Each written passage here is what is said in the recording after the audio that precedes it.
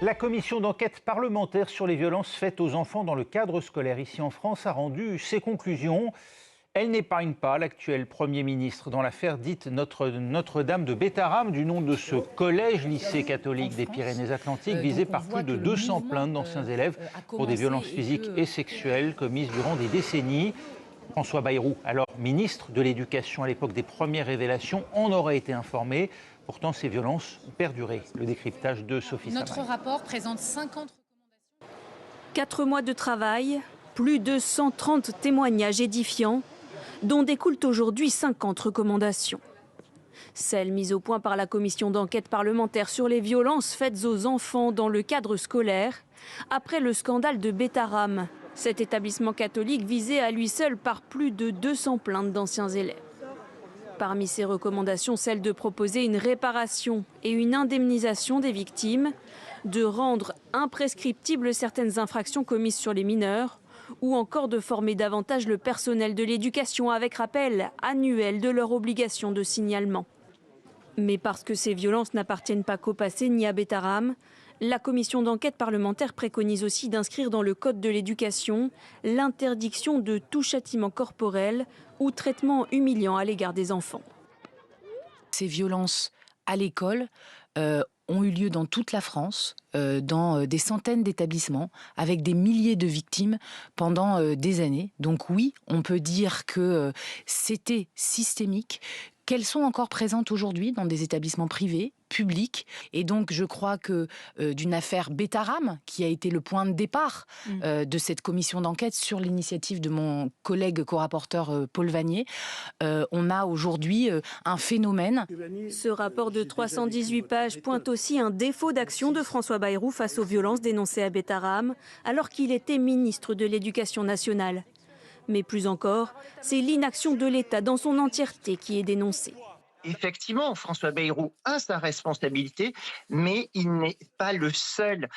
Réduire le dossier de Bétharram à François Bayrou, c'est se tromper en fait. Parce que aujourd'hui, que dit le rapport? Il dit qu'il y a 80 collectifs qui se sont constitués dans notre pays. 80 collectifs de victimes qui se sont levés pour dénoncer l'omerta. Le rapport a été adopté par la commission d'enquête le 25 juin dernier. Reste à savoir si ces recommandations seront effectivement suivies d'une proposition de loi.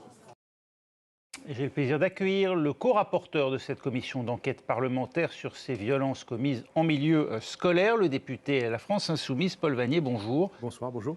Merci d'être avec nous. Autant le dire, sans détour, vous accusez François Bayrou d'avoir menti. Je le constate plutôt que de l'accuser et François Bayrou d'ailleurs a reconnu avoir menti le 11 février dernier à l'Assemblée nationale en répondant à une question que je lui posais, en affirmant alors jamais je n'ai été informé de quoi que ce soit de violence, a fortiori de violence sexuelle, jamais. Il a reconnu avoir menti lorsque le 14 mai, sous serment devant notre commission d'enquête, il indique finalement avoir été informé par la presse, disait-il, de ces violences dès l'année 1995. Donc c'est davantage une constatation qu'une accusation du point de vue précisément de ce mensonge. Vous dites 95, François Bayrou a commandé un rapport en 1996, un rapport de l'inspection nationale, et puis il aurait rendu visite à un juge d'instruction, Christian Mirande, en 1998, expressément pour l'interroger sur la mise en examen du père Quéricart, qui officiait donc à Notre-Dame de Bétharram. Pour vous, sa connaissance des faits remonte même à 1995. À partir de 1995, il était au courant des violences physiques. Il faut dire que toute la presse nationale, à l'époque, évoque ces violences. Ces enfants sont scolarisés dans l'établissement. François Bayrou est un élu du Béarn, des Pyrénées-Atlantiques, depuis déjà longtemps. Il est député de la circonscription.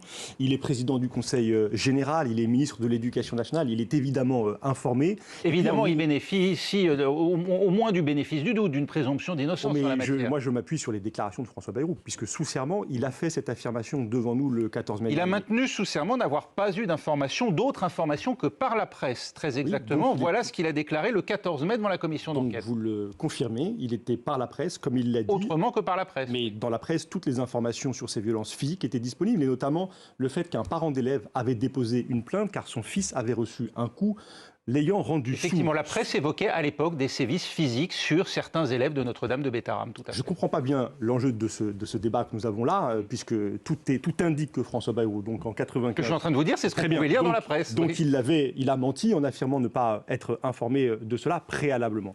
Et puis, permettez-moi peut-être de développer cette inspection de 1996 que vous évoquez. Elle est... bâclée, ni faite ni à faire. Nous avons entendu l'inspecteur. Elle a une conclusion qui blanchit l'établissement, mais en même temps, ce rapport très bref de 3 pages décrit des châtiments corporels. Oui. Le supplice du Perron notamment, c'est-à-dire le fait de placer quasiment nus des enfants la nuit, l'hiver, dehors, jusqu'à l'hypothermie. François Bayrou a lu ce rapport. Qui apparaît dans le rapport par la suite, pas en 95 et pas lorsque la presse évoque de simples sévices physiques. Elle n'évoque pas les éléments dont vous faites état à ce moment-là. Alors, donc, je reprends. En 95, dans la presse, il est documenté que des coups sont portés jusqu'à rendre sourds des enfants dans l'établissement. En 96, que le supplice du Perron y est pratiqué. En 1998, François Bayrou, et il l'a d'abord nié avant de le reconnaître, là encore sous serment, va voir le juge d'instruction Christian Mirande qui l'informe du fait cette fois qu'il y a des viols dans l'établissement. Oui. Et le plus important peut-être, au-delà de cette question de l'information de celui qui était à l'époque ministre de l'Éducation, c'est qu'a-t-il fait? Il n'a rien fait. Et ne faisant rien, il a laissé des enfants, pendant des décennies, être à la merci des criminels de Bétarame. Et nous le savons aujourd'hui, il y a 250 plaintes déposées. Elles portent sur des faits qui vont des années 1950 jusqu'aux années 2000. Et donc, si François Bayrou était intervenu, et il avait tous les moyens de le faire, d'agir, il aurait probablement sauvé des vies, des dizaines, des centaines de vies d'enfants. Il ne l'a pas fait. Sa responsabilité, donc, est engagée à propos de cet établissement Bétarame et du sort de malheureusement trop d'enfants. La présidente de la commission juge infondée la demande de signalement à la justice que vous avez faite à propos du Premier ministre. Sur un autre point, mais si vous le souhaitez, je vais l'évoquer, puisque pour le coup, dans le courrier qu'elle m'a adressé, la présidente de la commission d'enquête, comme moi, qualifie de mensonge cette déclaration du 11 février 2025 où François Bayrou a affirmé n'avoir jamais été informé des faits de violence. Oui, mais vous le suspectez de faux témoignages et c'est sur ce point qu'elle juge effectivement... Voilà, mais je vais peut-être expliquer à nos téléspectateurs de quoi il s'agit, puisque sous serment le 14 mai, devant notre commission, j'ai interrogé François Bayrou sur une des déclarations qu'il avait commises devant les députés, puisqu'il avait annoncé le 11 février 2025 qu'il allait porter plainte en diffamation contre certains de vos confrères, le journal Mediapart. Quand je lui demande le 14 mai pourquoi il envisageait cette plainte, il explique que c'était à propos d'un article. Or, cet article a été publié le 12 mars 2025. Comment François Bayrou, le 11 février, peut-il envisager de porter plainte en diffamation pour un article qui, à ce moment-là, n'a ni été écrit ni publié? Il a donc menti sous serment. Et ce mensonge l'expose à des poursuites judiciaires. J'ai écrit à la présidente de notre commission d'enquête, la députée socialiste Fatia Kellawachi, pour lui demander de saisir la justice, car elle était jusqu'à aujourd'hui la seule à pouvoir le faire. Dans sa réponse, Madame Kellawachi, députée socialiste, m'indique qu'en effet la démonstration de François Bayrou est impossible, mais considère que ce mensonge ne portant pas sur le cœur de nos investigations, elle n'a pas à le transmettre à la justice. J'ai un désaccord extrêmement profond avec la présidente socialiste de la commission. Je voudrais juste expliquer pourquoi. Parce que quand François Bayrou menace vos confrères, des journalistes qui travaillent sur Bétarame, de porter plainte en diffamation contre eux, il veut les empêcher de faire leur travail et il veut maintenir cette omerta, ce silence qui a entouré les criminels, et il veut le faire jusqu'à encore très récemment. C'est donc le cœur des enjeux de notre commission d'enquête, et je regrette, je déplore très fortement que la présidente socialiste de la commission d'enquête n'ait pas simplement transmis à la justice pour lui permettre de se prononcer sur le fond. En revanche, vous vous retrouvez avec elle pour dénoncer l'acharnement dont a été victime l'une des lanceuses d'alerte de ce dossier, l'enseignante en mathématiques Françoise Guelung. Exactement, il faut dire que cette femme remarquable, qui est professeure de mathématiques dans cet établissement, c'est la première à dénoncer des violences dont elle est témoin. Et elle va payer très cher cette dénonciation, parce qu'elle va ensuite être victime d'une agression dans l'établissement, de vexation, d'intimidation, jusqu'à être déplacée de force, et elle va devoir quitter l'établissement. Je dois dire que j'ai été particulièrement choqué pendant l'audition de François Bayrou, de la façon dont l'actuel Premier ministre s'est attaqué à cette femme, l'a calomniée, l'a qualifiée de malade mentale pour tenter de la disqualifier.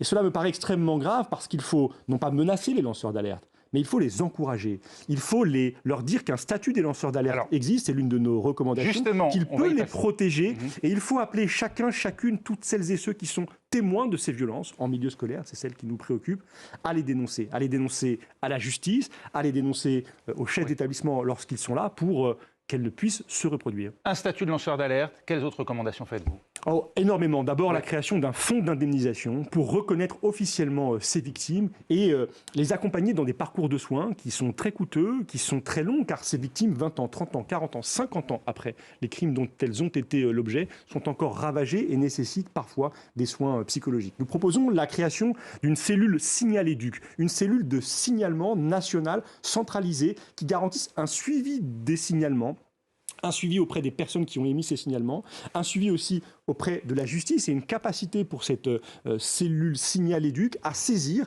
des corps d'inspection, inspection générale, inspection académique, pour aller diligenter des enquêtes administratives dans des établissements où se concentreraient des signalements pour faits de violence. Et puis enfin, peut-être, il y a 50 recommandations, mais pour aller à l'essentiel, nous souhaitons très rapidement un renforcement complet des moyens de contrôle, en particulier concernant les établissements privés sous contrat catholiques, qui aujourd'hui ne sont jamais contrôlés et qui placent donc les 2 millions d'élèves qui y sont scolarisés dans une situation de vulnérabilité qu'il faut à tout prix faire cesser. Merci beaucoup, Paul Vannier. Je rappelle que vous étiez co-rapporteur de cette commission d'enquête avec Violette Spilbou, députée Renaissance. Merci d'avoir été avec nous sur France 24 et des propositions pour la protection de l'enfance que vous pouvez retrouver sur notre site internet france24.com.